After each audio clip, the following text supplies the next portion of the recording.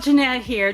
Today I'm out in the greenhouse and I've been cleaning up a little bit, and I've also got some plants that have their first true leaves on them, and I will be able to go ahead and get those transplanted.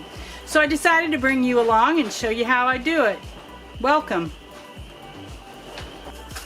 After it's soaked for a while and I feel like the water's distributed through it pretty good, I'll go ahead and fill my tray.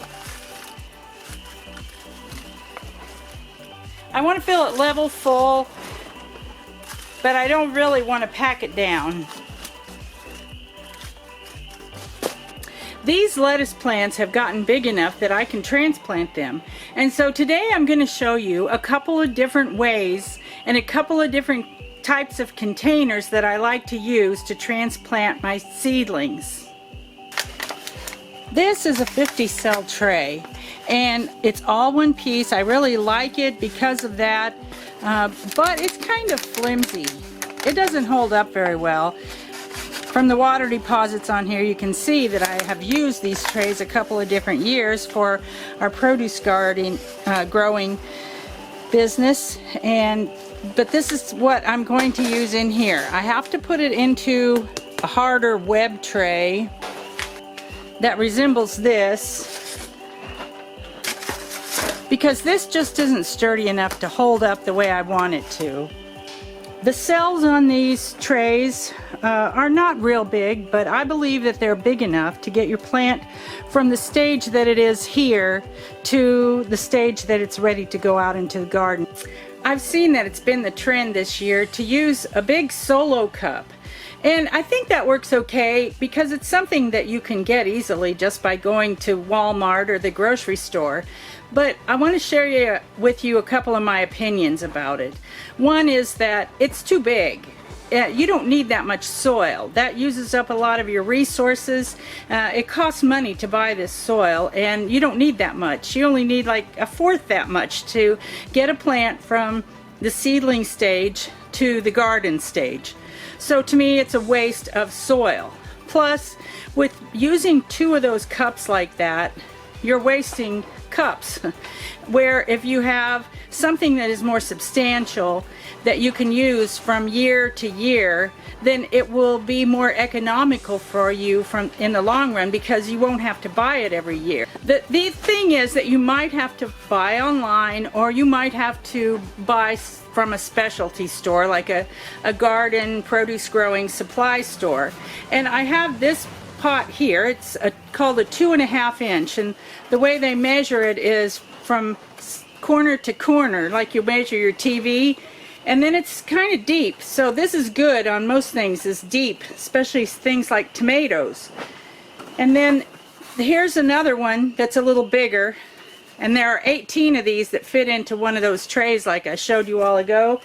This size, there are 32 that fit into a special tray that you can buy, but you don't have to buy that special tray. You can just buy one of the web flat trays. Get my tray all filled up and set up, and everything's pretty flat and level on top, but not packed up tight. Then I will take a channel's worth of my lettuce plants. Now, I'll admit that I planted these kind of thick. It's hard to sort out some of those tiny little seeds like lettuce seeds. And what I use here, in case you haven't seen a previous video about this, is this seeding tray that has little channels in it across there. And so you don't have one big solid mass of dirt, soil, and seeds. You have little channels of them.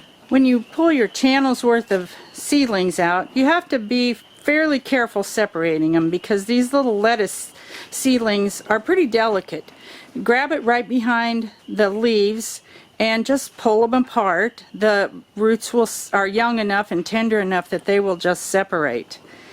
And then I would lay one plant down at each cell as I go. You're not going to leave them there very long, so there's not too much danger of them drying out, but you wouldn't want to walk away and leave it for an hour either, and then expect them to be in good shape when you come back. So just go ahead and work quickly.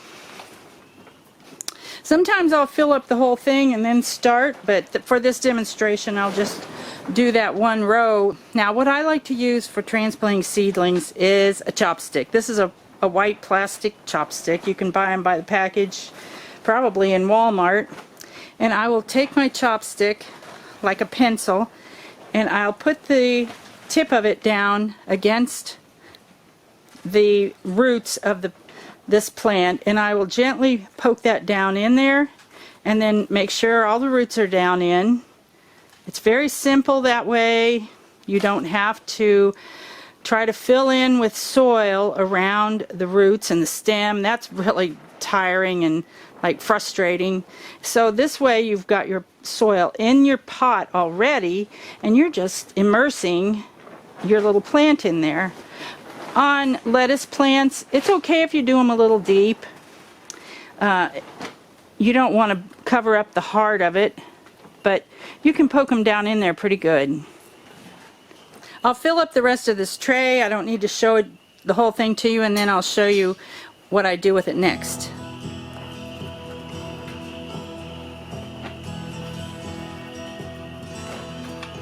After I get it done, I have a tray of water to which I add some water-soluble fertilizer.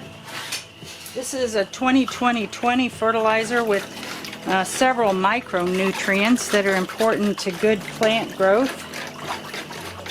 I stir it up, and then I'll set my tray right down in there and let it soak for a little while, just long enough to get the water up to the surface.